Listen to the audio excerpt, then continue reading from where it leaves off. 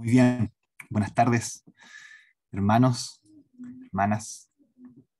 Quiero que me acompañen. Vamos a buscar algunos pensamientos a partir de un pasaje de las Escrituras, así que les invito a que me acompañen a leer en el libro del profeta Jeremías. El libro del profeta Jeremías, vamos a leer el versículo 29. Jeremías capítulo 29.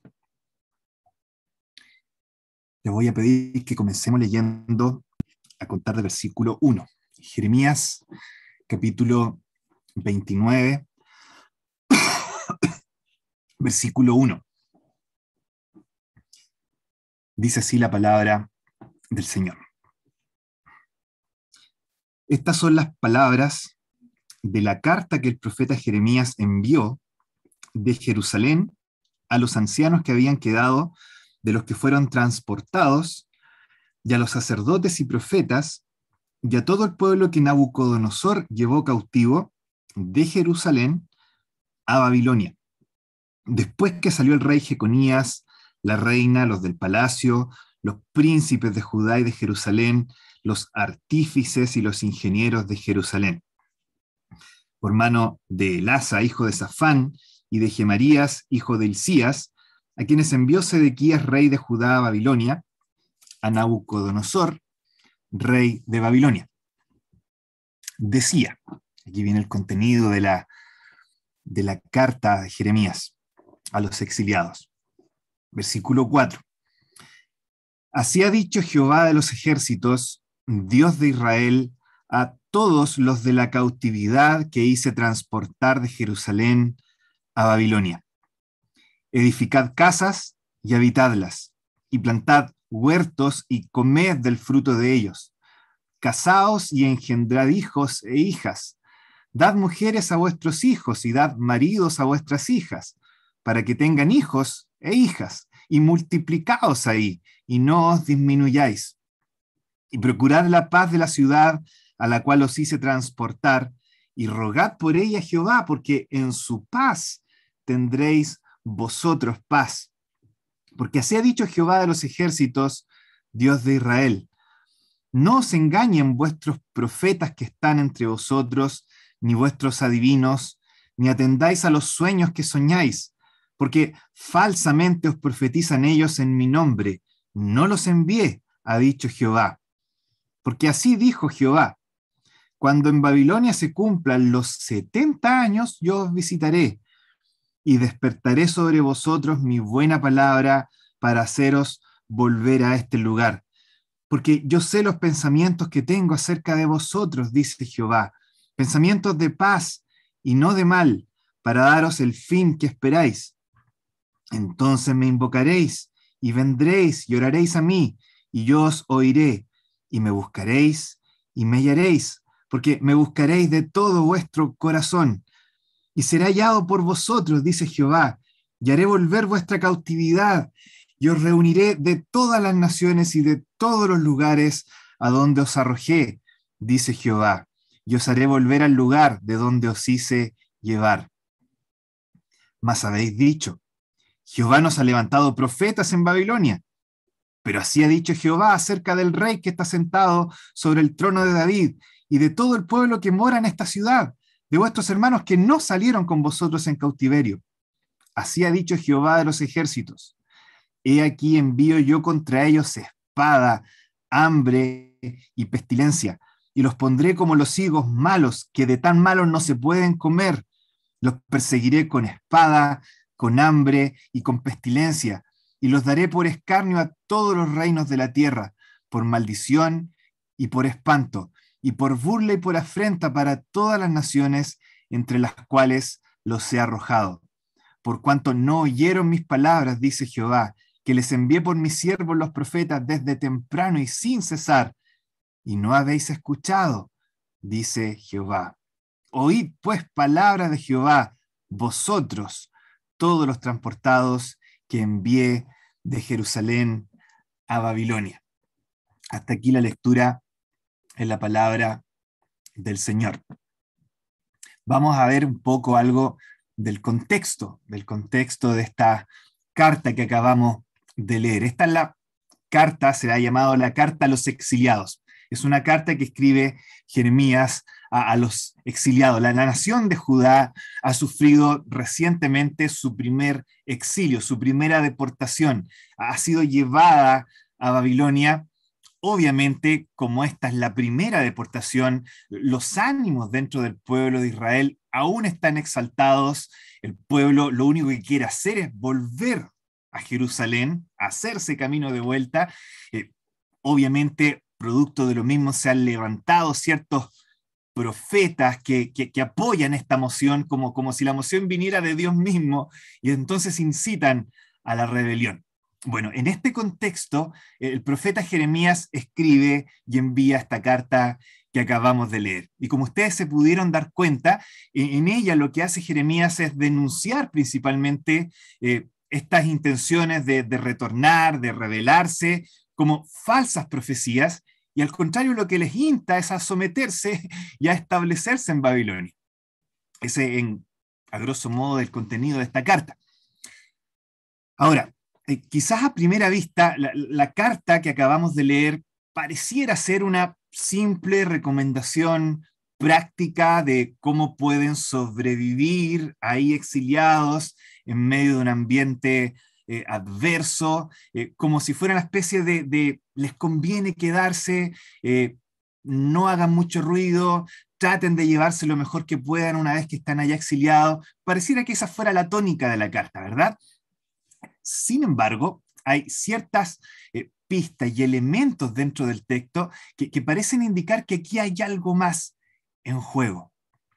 Dicho de otra manera, la carta esta a los exiliados parece tener un propósito que va más allá, que trasciende este objetivo de simplemente permitir que el pueblo pueda vivir en paz en medio de una cultura distinta. Así que lo que quiero que veamos ahora, a continuación, en los minutos que tenemos por delante, es ver justamente cuáles son las razones de fondo, la verdadera razón o motivación por las que Dios lleva a Jeremías a escribir esta carta que nosotros encontramos en el capítulo 29. Y la verdad es que cuando la vemos más a fondo, la vemos con más detalle, surgen ciertas cosas que son de verdad extraordinarias, que nos ayudan también, curiosamente, quizás no nos esperaríamos encontrar aplicaciones hacia nosotros en una carta escrita a los exiliados, pero hay ciertas aplicaciones también para nuestra vida contemporánea, para nuestra vida cristiana, que se pueden extraer de esta carta, y eso es lo que me gustaría ver con ustedes. Resulta que así como Jeremías escribe una carta a los exiliados, o Dios en realidad hace que Jeremías escriba esta carta a los exiliados, nosotros también hemos recibido una gran carta, que son las Escrituras, ¿verdad? Y muchas de las cosas que esta carta en Jeremías 29 se aplican al pueblo de Israel, también se aplican a la gran carta que Dios ha escrito hacia nosotros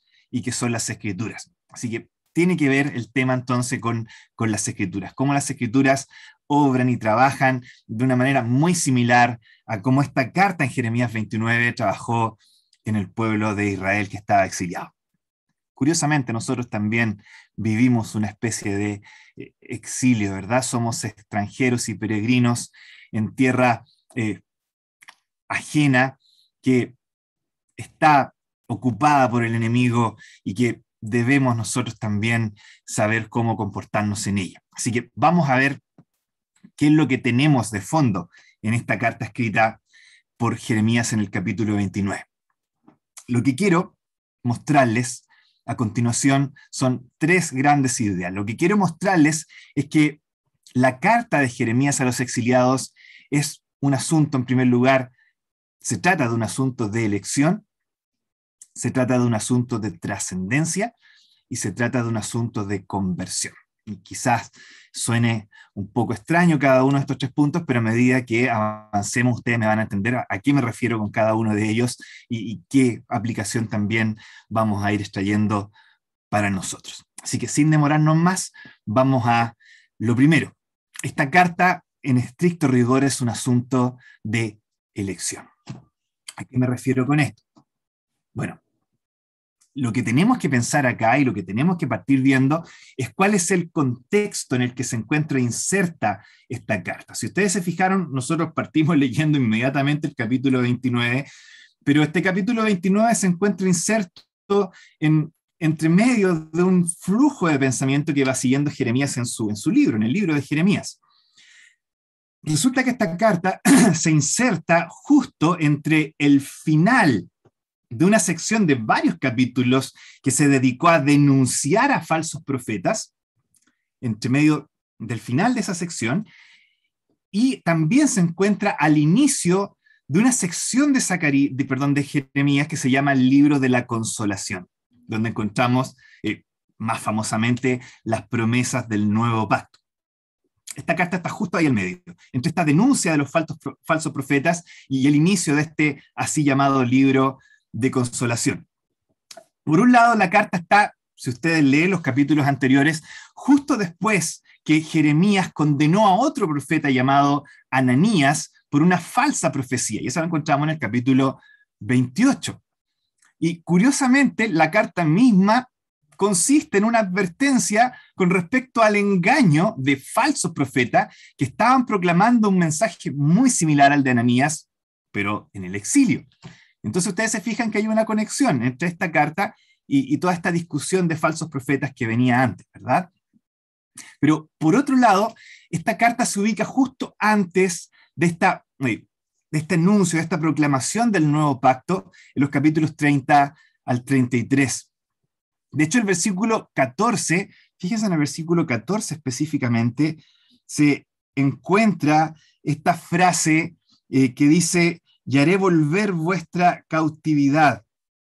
Haré volver vuestra cautividad. Otra versión la traduce: y restauraré vuestro bienestar. ¿Qué tiene que ver esto? Se preguntarán ustedes. Bueno, esta es la primera mención de esta frase en todo el libro de Jeremías. Durante 29 capítulos esta frase no se ha mencionado: restauraré vuestro bienestar.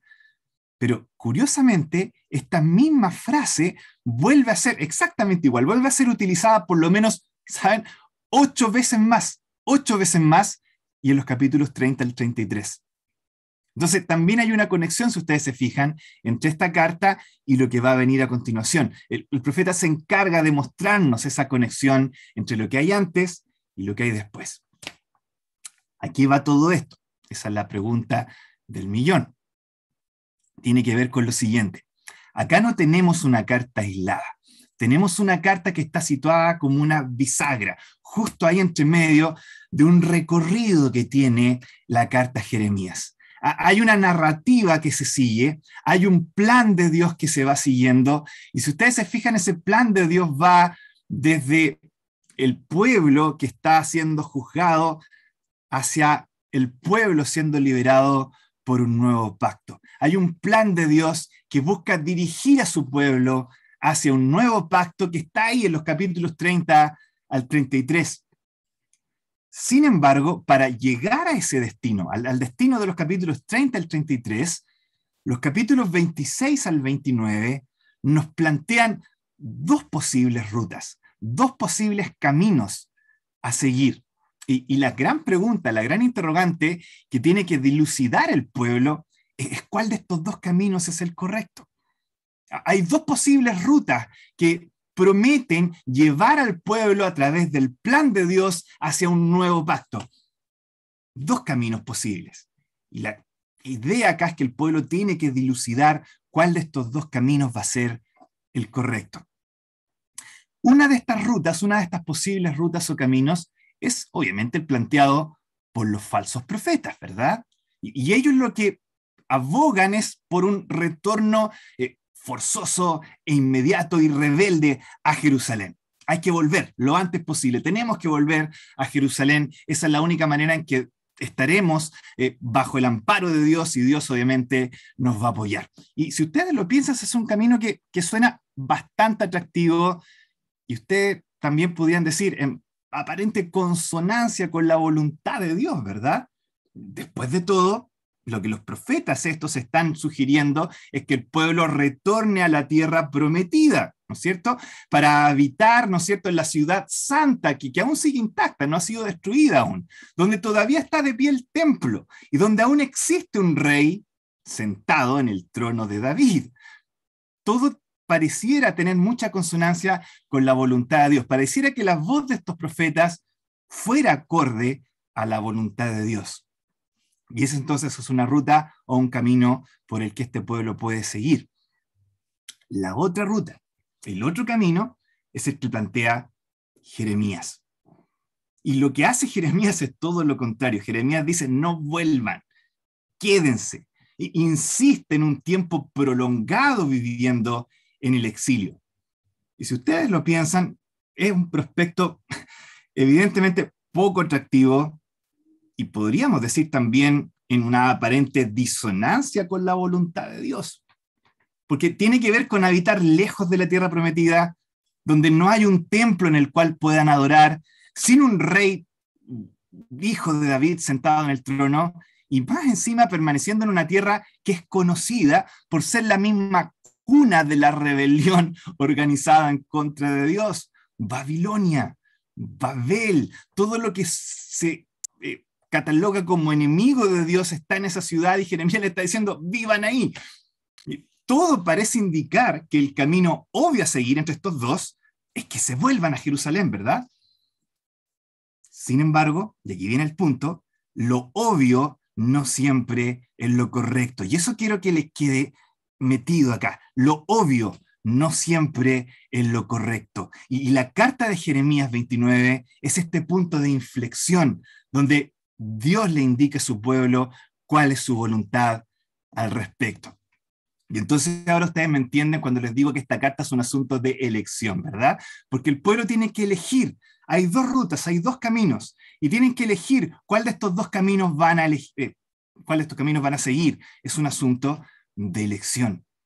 Pero, nuevamente, la elección va más allá de este pragmatismo entre la complejidad de rebelarse contra un imperio poderoso versus la comodidad de someterse al mismo imperio. No, la elección tiene que ver con cuál de estos caminos es la ruta correcta de la voluntad de Dios, de los propósitos redentores de Dios.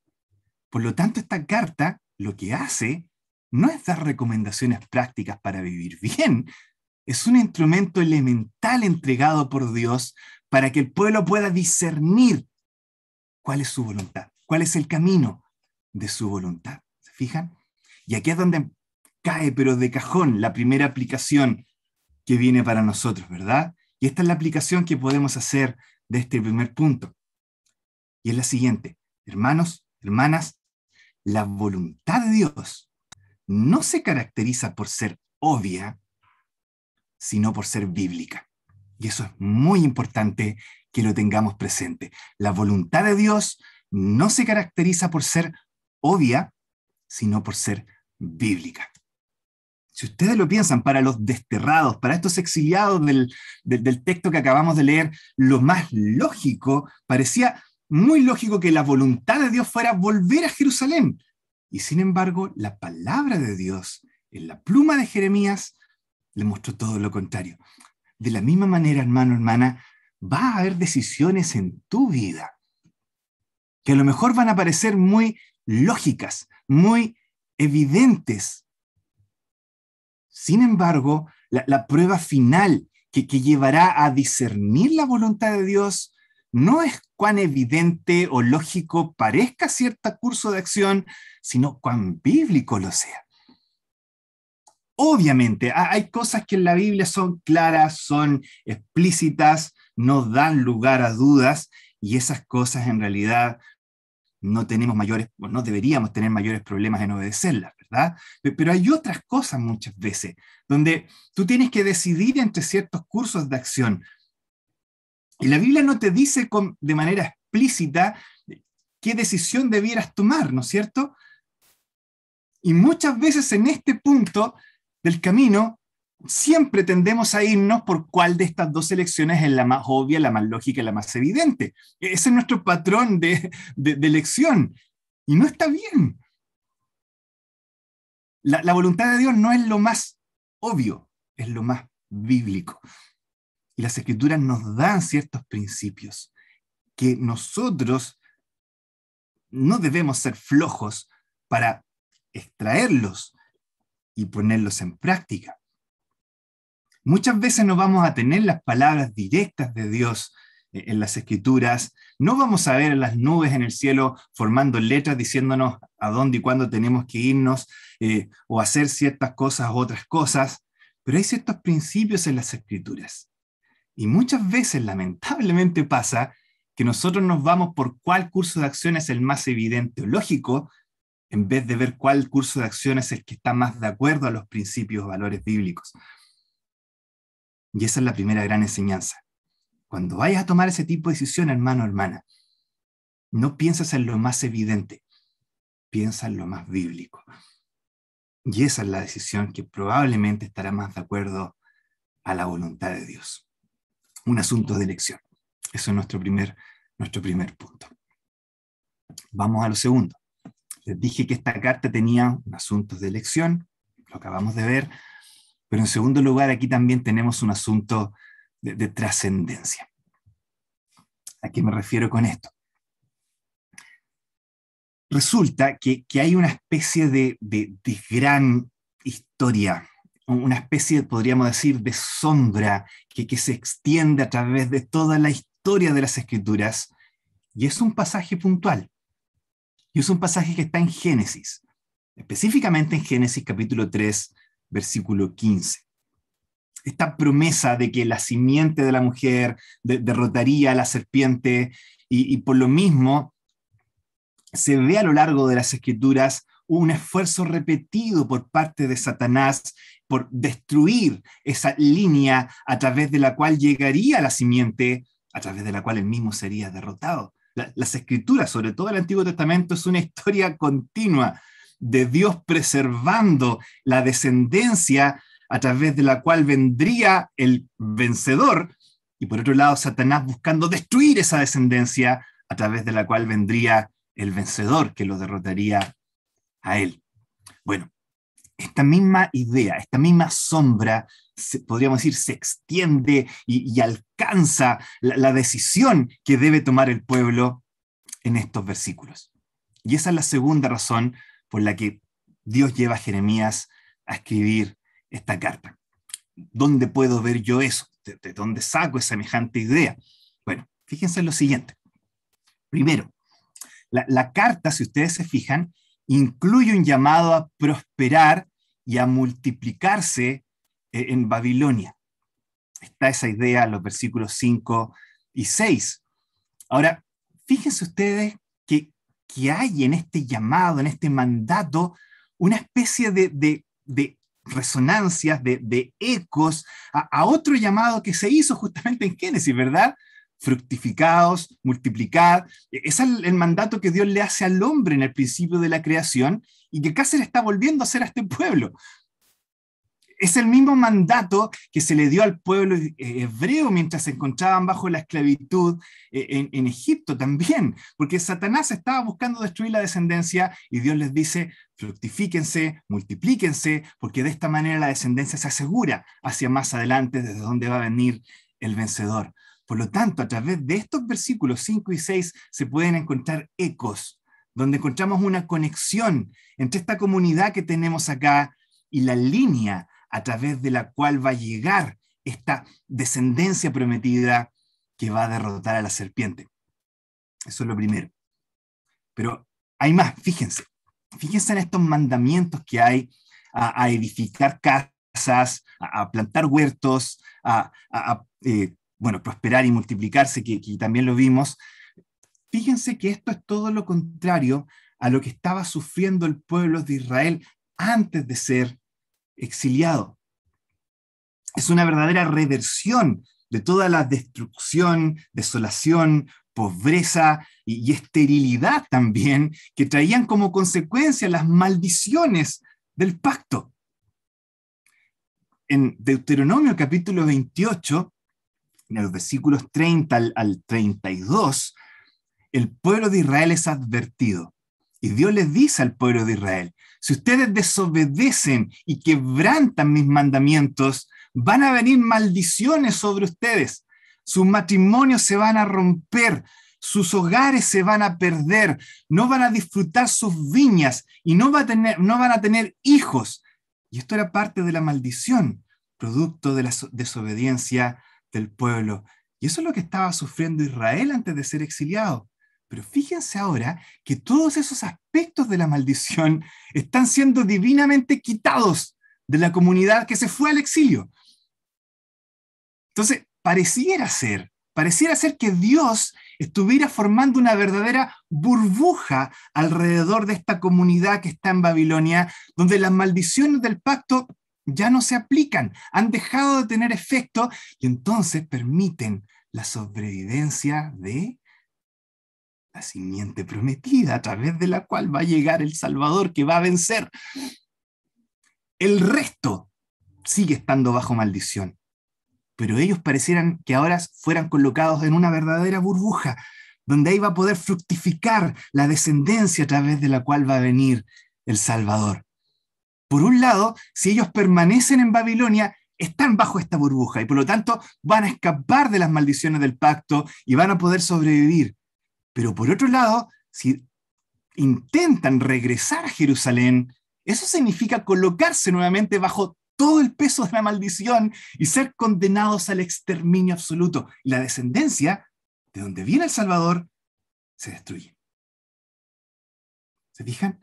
Por un lado, obedecer a los falsos profetas lleva a la destrucción total del pueblo, sin posibilidades de un remanente, de un residuo que retorne más adelante. Pero por otro lado, obedecer a Jeremías es la forma estipulada por Dios de asegurar una descendencia para más adelante. Y aquí ustedes se pueden dar cuenta que en realidad los falsos profetas están haciendo algo mucho más grave que simplemente incitar al pueblo a una rebelión. Es algo que va más allá. En realidad, estos falsos profetas están siendo instrumentos utilizados por la misma serpiente para hacerlos volver a Jerusalén bajo maldición y así poder exterminar la línea del Mesías. De eso se trata. Estos falsos profetas son instrumentos de Satanás, y Satanás lo único que quiere es destruir esta descendencia prometida, y entonces se incita a estos falsos maestros a decirle al pueblo: vuelvan, retornen, es la voluntad de Dios, van a volver al templo donde está el rey, a la tierra santa, vayan. Y si el pueblo obedece, va a ir a caer derecho bajo la maldición de Dios, y el exterminio de la línea del Mesías va a ser inevitable. Pero por otro lado, quedarse en Babilonia implica la forma estipulada por Dios de mantener esta descendencia, de tener hijos, de tener nietos, que más adelante van a retornar de ese exilio y van a continuar con la línea de la promesa, y entonces de esa línea vendrá el Mesías. Si ustedes se fijan, esto es algo que trasciende. Ahí viene el punto. Algo que trasciende sus propias existencias personales. Es algo que va más allá. Va a la promesa del Mesías que vendrá. Y a eso me refiero cuando les digo que lo que está pasando en esta carta es un asunto de trascendencia. No es simplemente una recomendación práctica para vivir bien. Esta carta que tenemos acá es un verdadero medio de gracia otorgado por Dios, que lo que busca hacer es preservar esta línea a través de la cual va a llegar la simiente prometida y por lo tanto la salvación, no solamente a Israel, sino a todo el mundo. Y entonces este pueblo tiene bajo sus hombros una responsabilidad tremenda, tremenda. Y la palabra de Dios, en manos de Jeremías, en esta carta que tenemos en Jeremías 29, es un medio de protección para su pueblo. Jeremías acá les está mostrando cómo permitir que finalmente, años después, siglos después, haya salvación y posibilidad de salvación también para ellos en la obra de Cristo en la cruz. De eso se trata esta carta. Y acá es entonces donde llegamos al segundo punto, a la segunda quizás aplicación que podemos sacar de este pasaje, y es la siguiente. La palabra de Dios es un medio de protección para su pueblo. Es un medio de protección para su pueblo. Resulta curioso que en los tiempos del exilio, algo que es tan crucial como la línea de la promesa, uno esperaría que Dios pusiera especial cuidado, ¿verdad?, en la línea de la promesa, que se viera cómo esta línea está exquisitamente protegida y que nada la puede tocar. Pero no es lo que se ve acá. No vemos la mano de Dios bajando desde los cielos y tomando a un grupo de personas entre medio de sus dedos y nadie se les puede acercar ni los puede tocar porque de aquí viene la línea de la promesa. No es lo que vemos en el pasaje que tenemos. No, la línea de la promesa es protegida por algo que suena quizás tan cotidiano como una carta escrita a kilómetros de distancia. Es tremendo. Es tremendo pensar que algo tan crucial como la línea de la promesa, desde donde vendría el Mesías, sea protegida por algo que parece tan casual, ¿verdad? Una carta escrita por un profeta al que todo el mundo miraba en menos y escrita desde kilómetros de distancia, con todo el proceso que implica el viaje, que pudiera haber sido estropeada, robada, arruinada y jamás leída. Pero así es como Dios protege a su pueblo y a la línea de la promesa. Y saben, hermanos, de la misma manera, en nuestros tiempos, Cristo protege a su iglesia. Él dijo, sobre esta roca edificaré mi iglesia, y las puertas del Hades no prevalecerán en contra de ella. Sin embargo, esa protección, al igual que en los tiempos de Jeremías, no es una protección donde tú vas a ver una especie de burbuja sobrenatural, electromagnética, que destruya a todos los que intenten dañar a la iglesia. No es la manera en la que Dios protege a su iglesia, no es la manera a través de la cual las puertas del Hades no pueden prevalecer contra ella. A nosotros muchas veces nos gustaría, ¿verdad?, algo así de visible, pero no es la forma en la que Dios lo hace. Cristo protege a su iglesia. Los poderes del infierno no van a aguantar contra su iglesia. Sin embargo, al igual que con este pueblo, Dios protege a su iglesia a través de la obediencia a un libro escrito a siglos de distancia.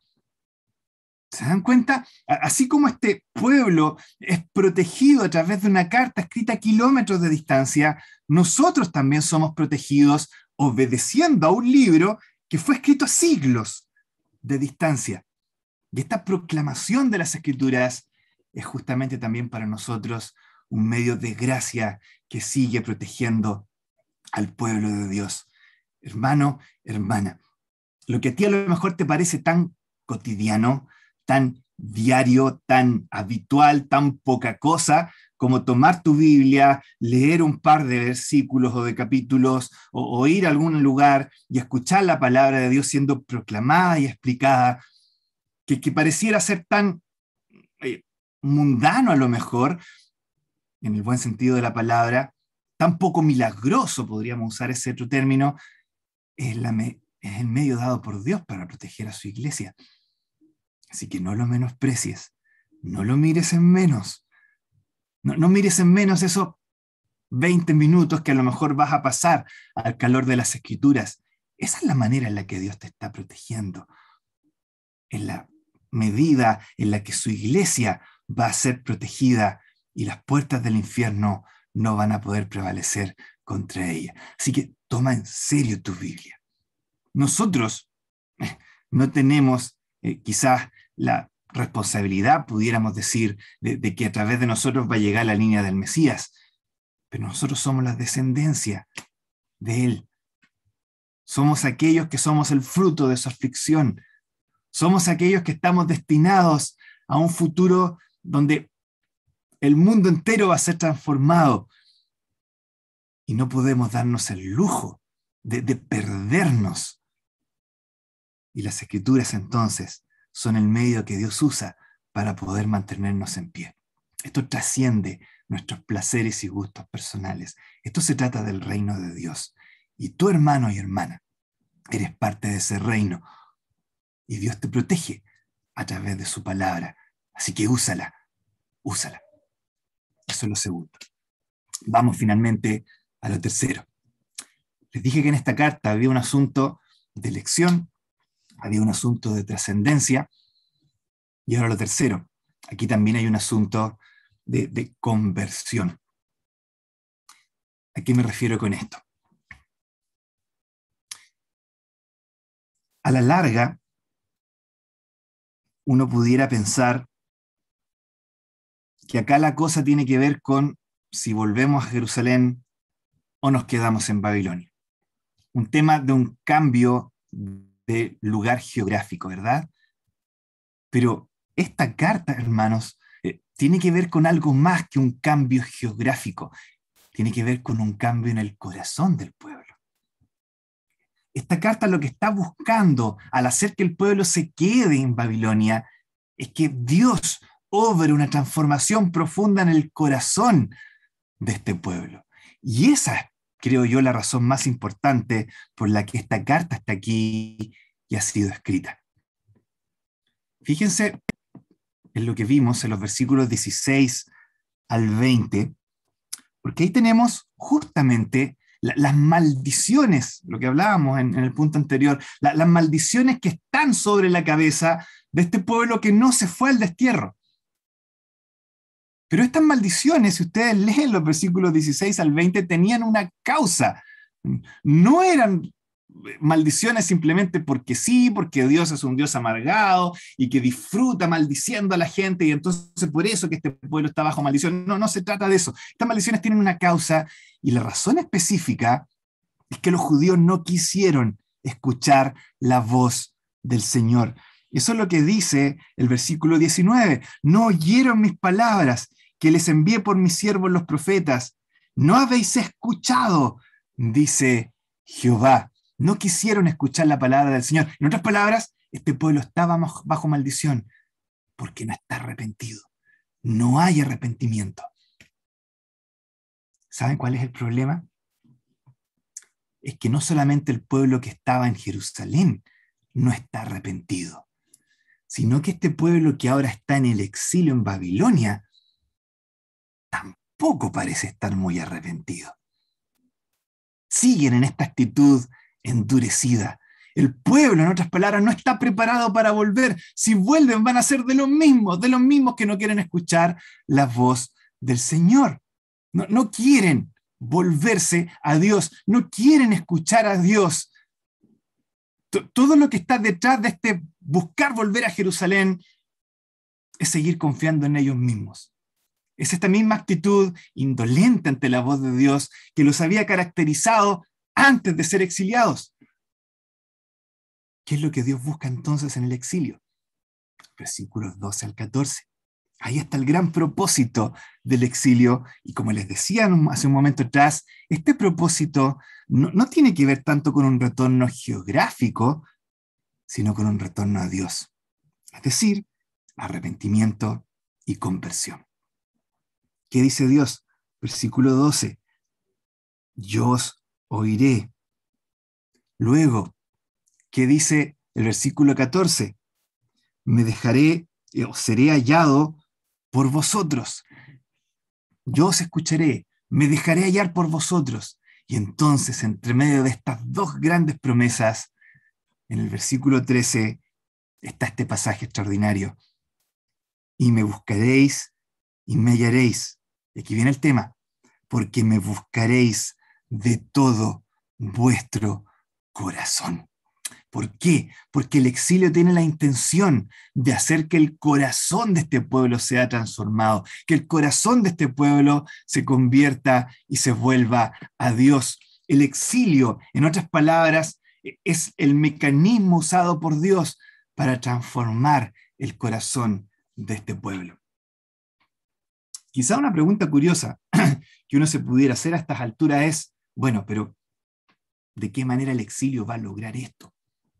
¿De qué manera el exilio va a hacer que el corazón de este pueblo sea transformado?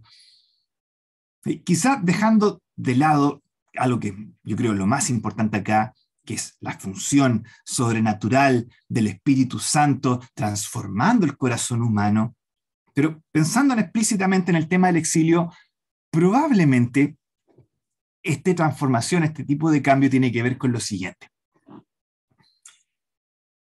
Lo más probable es que este pueblo que se fue al exilio viene con esta mentalidad que traían desde hace tiempo atrás de creerse con el derecho sobre las bendiciones de Dios.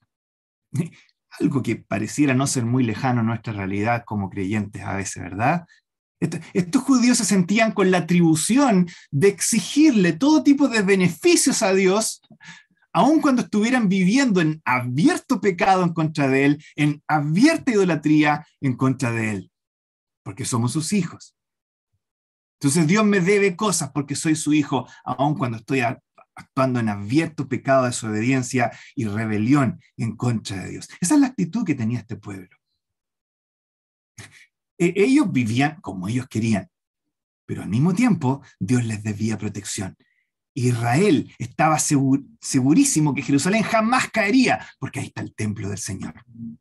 El templo del Señor, el templo del Señor. Eso es lo que nos protege. Como si Dios fuera una especie de amuleto que pudieran usar a su propio beneficio. Eso es lo que tenía que romperse. Y lo que va a hacer el exilio es cambiar esa actitud soberbia y exigente del corazón por otra de humildad y de una fe humilde que espera en el Señor. Ahora se van a dar cuenta, no estoy en condiciones de creerme con el derecho de tener las bendiciones de Dios. Esto se trata de otra cosa. Y entonces empieza a ser humillado este pueblo. Y entonces esta actitud de humildad va a dar espacio a un examen de conciencia. Y este examen de conciencia probablemente bajo la obra y el poder del Espíritu Santo, va a terminar conduciendo a un arrepentimiento, donde, como dice el pasaje que acabamos de leer, el pueblo va a buscar a Dios con todo su corazón y así podrán ser restaurados en la tierra. Entonces, creo yo que esto es lo principal en esta carta. Es cierto, el pueblo tiene que ir por el camino de la voluntad de Dios, y esta carta les ayuda a escoger cuál es el camino correcto, fue lo que vimos en el primer punto. También es cierto que este pueblo tiene que preservar la línea de la promesa, es sumamente importante. Pero si ustedes lo piensan, finalmente la única manera en que realmente van a hacer la voluntad de Dios y de verdad van a hacer genuinamente esa línea de donde va a venir el Mesías, es que sean transformados, es que su corazón sea transformado, es que se vuelvan a Dios de todo corazón. Y entonces este pueblo necesita pasar por un proceso de arrepentimiento y Jeremías acá les entrega, podríamos decir, una verdadera carta de garantía, donde les declara cuáles son las promesas de Dios al respecto. ¿Qué aplicación tenemos para nosotros en este tercer punto? Creo yo que acá el tema tiene que ver con este llamado al arrepentimiento. Porque el llamado al arrepentimiento, hermano, hermana, no es un llamado que se te hizo al momento de que tú te convirtieras y que luego te puedes olvidar de él y seguir con tu vida sin volver a arrepentirte jamás. No, el arrepentimiento sigue siendo un imperativo vital para nuestra vida como creyentes. Israel, muy parecido a nosotros, no les gustaba el mensaje incómodo que les llamaba al arrepentimiento. No, ellos preferían este mensaje optimista que les dice que van a poder volver a su antiguo estilo de vida, que les obviamente predicaban los falsos profetas. Y actualmente la situación es bastante similar, ¿verdad? En nuestra situación, al igual que en los días de Jeremías, el arrepentimiento provoca cierto escozor, no nos gusta mucho hablar de él, y entonces preferimos este mensaje donde se nos dice que estamos bien tal como estamos, que con los cambios que hemos hecho en nuestra vida, entonces nuestra vida cristiana es perfecta, que a lo mejor tenemos que hacer ciertos ajustes en estas áreas que son cómodas para nosotros de cambiar, y entonces vamos a ser mejores creyentes, ¿verdad? Y ahí nos quedamos. Estamos bastante bien. Entonces tenemos nuestros propios parámetros de santidad, que muchas veces son bíblicos, eso no lo estoy negando, pero que nos acomodan mejor, ¿verdad? Y entonces está este hermano que te llama a guardar la pureza, podríamos decir, moral y sexual, y quizás eso tú lo tienes muy claro, le eres fiel a tu mujer, y en ese sentido quizás tienes que continuar en eso, pero estás bien, eres un buen creyente. No dejes de congregarte, tú, bueno, le eres bastante fiel a las reuniones, y en ese sentido también quizás tienes que esforzarte un poco más, pero estás dentro de lo correcto. Pero cuando la Biblia te llama a cambiar y a arrepentirte en ciertas áreas que a lo mejor no estás muy acostumbrado a escuchar que te llame a cambiar, no nos gusta mucho lo que escuchamos, ¿verdad? Cuando la Biblia nos llama a hacer misericordia, por ejemplo, a ayudar al más necesitado, al tiro surge la idea, ¿verdad? No, la iglesia no es un programa de beneficencia. Ya, mi chiquitito, vaya para allá, que el papá está ocupado. Perdone. Como les estaba diciendo, estas áreas que muchas veces no estamos acostumbrados a escuchar, inmediatamente son recibidas con ciertos cosor distintos. Y ahí nos damos cuenta de cuánto necesitamos del arrepentimiento. Martín Lutero dijo una vez, fue una de sus 95 tesis, la primera, si no me equivoco, que toda la vida cristiana es un continuo arrepentimiento. Tu corazón, hermano, es transformado por arrepentirse. Tú eres moldeado arrepintiéndote. Tú eres conformado a la imagen de Cristo arrepintiéndote, volviéndote de esas partes en tu vida que no se conforman a la voluntad de Dios, y entonces conformándote a esa voluntad a través de un proceso continuo de arrepentimiento y fe, arrepentimiento y fe, arrepentimiento y fe.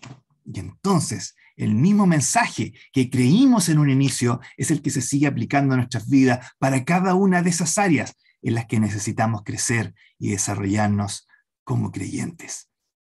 El arrepentimiento sigue siendo un imperativo vital en nuestros días también.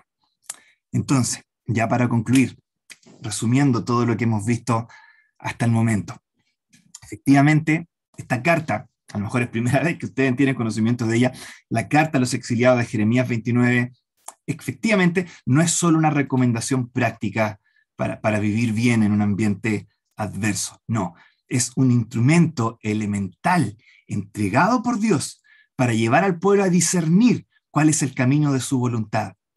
Además, es un medio de gracia otorgado por el Señor que busca preservar a su pueblo. Y por último, es una carta de garantía que le declara al pueblo una promesa de arrepentimiento de todo corazón.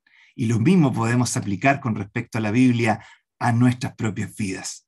No se trata simplemente de consejos para vivir bien, ¿verdad? Las Escrituras, por supuesto que incluyen este tipo de consejos, pero es algo mucho más allá y más importante que esto. En primer lugar, las Escrituras, al igual que con el pueblo de Israel exiliado, las Escrituras son un instrumento elemental entregado por Dios para que podamos discernir cuál es su voluntad. Eso es lo primero que vimos. Número 2, es un medio de gracia otorgado por Dios para preservar a su pueblo, y hacemos bien en tomarla en serio y aferrarnos a ella.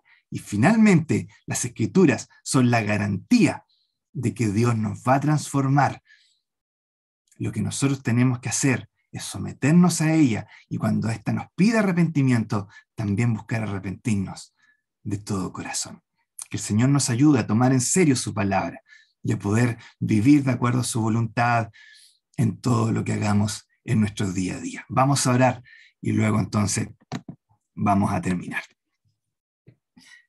Nuestro Padre Celestial, gracias por tu palabra, gracias por este libro precioso que nos has dejado, gracias por la mezcla entre algo que parece ser tan nuestro, tan de papel, pero a la vez es tu palabra, es sobrenatural.